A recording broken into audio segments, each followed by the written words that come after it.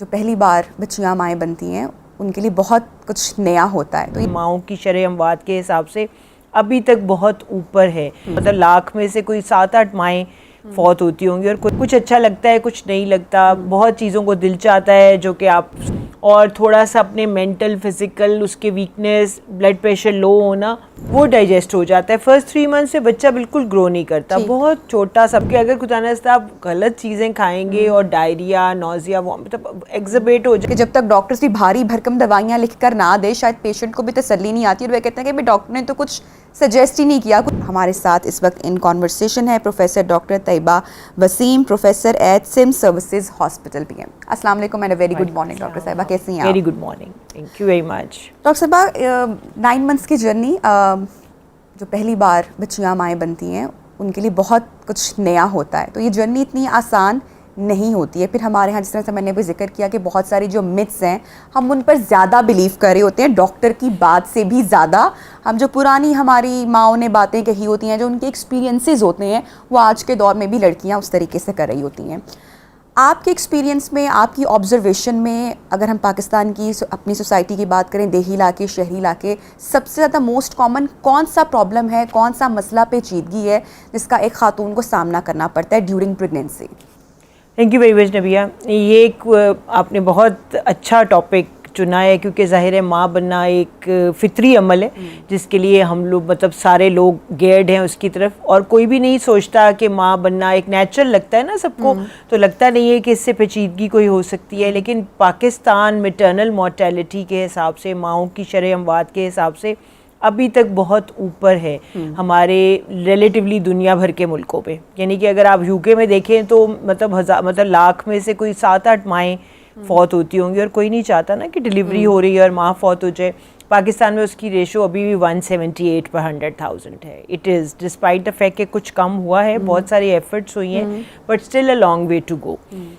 پہلے تو میں بات کروں گی کہ بیسکلی ماؤں کو کیا کیا, اس کے ڈفرینٹ فیزز ہیں. شروع کا فیز ہے نا پہلے 3 مہینے والا, جس میں آپ کی الٹیاں آنا, نوزیا, فوڈ ایورژنس, کچھ اچھا لگتا ہے کچھ نہیں لگتا, بہت چیزوں کو دل چاہتا ہے جو کہ آپ سوچتے ہیں کہ یہ کوئی نیوٹریشس ویلیو ہی نہیں ہے ان کی, جیسے چٹپٹی چیزیں, اوٹ پٹانگ چیزیں. بعض لوگوں کا مٹی کھانے کو دل چاہتا ہے, بعض لوگ کچے چاول کھانے کو دل چاہتا ہے.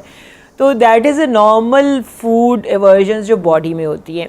اور کچھ چیزیں بالکل ہیلدی نیوٹریشیس, جیسے دودھ پینے کو دل نہیں کرتا لڑکیوں کا, بہت ساری چیزیں ان کا پسند ہی نہیں آتا کہ وہ کھائیں اور اچھے لگیں. ٹھیک ہے. تیسری جو مت ہے ہمارے یہاں, وہ جو آپ نے کہی امیوں کی, گرم سرد والی بہت ہے نا, انڈا نہیں کھانا, مچھلی نہیں کھانی. ہاں, وہ بہت پریویلنٹ ہے, اور وہ صرف ہمارے انڈو پاک سب کانٹیننٹ میں ہی ہے. اگر آپ سعودی عرب میں دیکھیں تو کھجوریں وہ اس طرح کھاتے ہیں, آلیوز وہ اتنا کھاتی ہیں, ڈیلی خواتین ان کی کھاتی ہیں, اور دے بلیو ان اٹ کہ وہ بہت ہیلدی ہیں. تو یہ متس جو ہے نا, ان کا مطلب ہم بتا سکتے ہیں, لیکن کئی دفعہ بڑی مشکل ہوتا ہے بڑوں کو کنونس کرنا. تو لیکن یہ کہ یہ سب کو پتہ ہونا چاہیے کہ کچھ چیزیں نارمل ہیں, جیسے الٹی آنا, جیسے نیند زیادہ آنا. تو ریسٹ اس لیے نیند زیادہ آتی ہے کہ اللہ تعالیٰ چاہتا ہے کہ لڑکی ریسٹ کرے, اور تھوڑا سا اپنے مینٹل فزیکل اس کے ویکنیس, بلڈ پریشر لو ہونا, چکر آنا, یہ سب نارمل باتیں ہیں. ان کے ساتھ نا لائف سٹائل ماڈیفیکیشن میں بتاتی ہوں کہ آپ کو ضرور کرنا چاہیے. جیسے اگر آپ 2-3 گھنٹے بعد اسمال فریکوینٹ میلز لینا شروع کریں شروع میں, تو وہ ہیلپ کرتا ہے آپ کو, بجائے کہ بڑا کھانا, یعنی 3 ٹائم کا کھانا نہیں ڈائجسٹ ہوتا, یہیں بیٹھا رہتا ہے. چھوٹے چھوٹے میل ہر 2-3 گھنٹے بعد کھائیں, اور کوشش کریں کہ جو پسند ہے وہ کھائیں, وہ ڈائجسٹ ہو جاتا ہے. فرسٹ 3 منتھ سے بچہ بالکل گرو نہیں کرتا, بہت چھوٹا سا بیبی ہوتا ہے. ہمارے یہاں پیار کا ایک طریقہ ہے, سب پوچھتے ہیں کہ کھا لیا بیٹے, یہ کھا لیں وہ کھا لیں. دس is one way of living. اس میں اریٹیٹ نہیں ہونا, کیونکہ دل آپ کا چاہ نہیں رہا ہوتا, اور آپ کو ہوتا ہے کہ جی ساری امیاں اور ہر بندہ مجھے یہی باتیں کر رہا ہے, کھاؤ یہ کرو, اور لڑکیوں کا ہوتا ہے کہ ہم نے نہیں کھانا. تو یہ مطلب پیار کا طریقہ ہے ان کے, اور ظاہر ہے وہ ان کو بھی انڈرسٹینڈ کرنا چاہیے کہ بہت زیادہ کھایا نہیں جائے گا.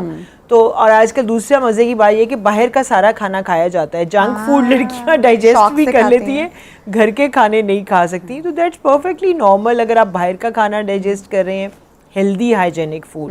کیونکہ اگر خدا نخواستہ آپ غلط چیزیں کھائیں گے اور ڈائریا, نوزیا, مطلب ایگزبیٹ ہو جائے, تو بہت ساری سیف ڈرگز نہیں ہیں جو پریگنینسی میں دی جا سکتی ہیں. تو ان چیزوں کا خیال رکھیں. ڈاکٹر صاحب, آپ نے ذکر کیا کہ یہ ایک فطری عمل ہے, یہ ایک نیچرل پروسیس ہے جس سے ہر عورت اپنی زندگی میں گزرتی ہے. لیکن ہم اس کو بیماری بھی سمجھ لیتے ہیں, اور اکثر بچیاں, یہ جیسا کہ آپ نے کہا کہ نیند کا زیادہ آنا, نوزیا ہونا, سر درد کا ہو جانا یا جسم میں تھکاوٹ کا محسوس ہونا, یہ نارمل ہے. اب ایسے میں ڈاکٹر اگر کوئی پین کلرز ریکمینڈ نہ بھی کرے تو بچیاں خود سے بھی لے رہی ہوتی ہیں, تو اس حوالے سے, کیونکہ بہت کامن ہے, میں نے بھی دیکھا ہے, آپ اس حوالے سے کیا کہتی ہیں کہ جب تک ڈاکٹرز بھی بھاری بھرکم دوائیاں لکھ کر نہ دے, شاید پیشنٹ کو بھی تسلی نہیں آتی, اور وہ کہتے ہیں کہ بھائی ڈاکٹر نے تو کچھ سجیسٹ ہی نہیں کیا, کچھ بتایا ہی نہیں. یہ مت کتنی غلط ہے؟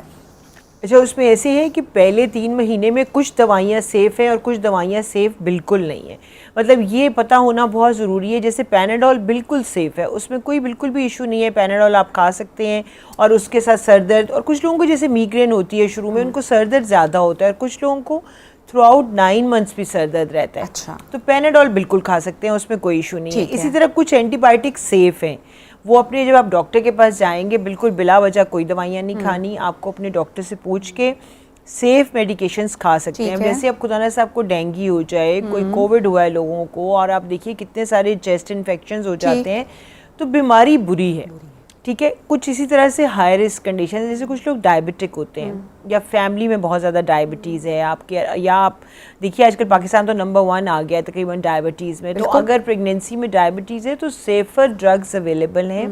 انسولین کے علاوہ گولیاں بھی کھائی جا سکتی ہیں جن سے آپ کا شوگر لیول کنٹرول ہوگا. تو ڈاکٹر سے پوچھ کے you should follow the guide lines, اور اس کے حساب سے آپ کو چلنا چاہیے. اچھا ڈاکٹر طیبہ, وہ بچیاں جن کی مس کیریج کی ہسٹری رہی ہوتی ہے, وہ بہت کنسرن ہوتی ہیں, اور ہمارے ہاں کچھ سوسائٹی کا بھی, فیملی کا بھی پریشر اتنا زیادہ ہوتا ہے کہ سارا بلیم ہم ایٹ دی اینڈ انفارچونیٹلی مدرس پہ کر دیتے ہیں کہ اس نے خیال نہیں رکھا یا اس نے غلطی کی. کیا آپ کہیں گی کتنا گیپ ہونا چاہیے جن بچوں کے مس کیریج کی ہسٹری رہی ہوتی ہے؟ یوزلی ہم نے یہی سنا ہے کہ باڈی کو پراپر ہیل ہونے کی یا تھوڑا سا گیپ دینے کی ضرورت ہوتی ہے. اچھا, اس میں ایسے ہے کہ مس کیریج ایک ایسی چیز ہے جو کہ کچھ نارمیلٹی بھی دنیا بھر میں جو اس کی پرسنٹیج ہے نا 15% ہے. 15 کا مطلب ہے کہ اٹس اے نارمل پرسنٹیج. ٹھیک ہے, کچھ اب نارمل نہیں ہے.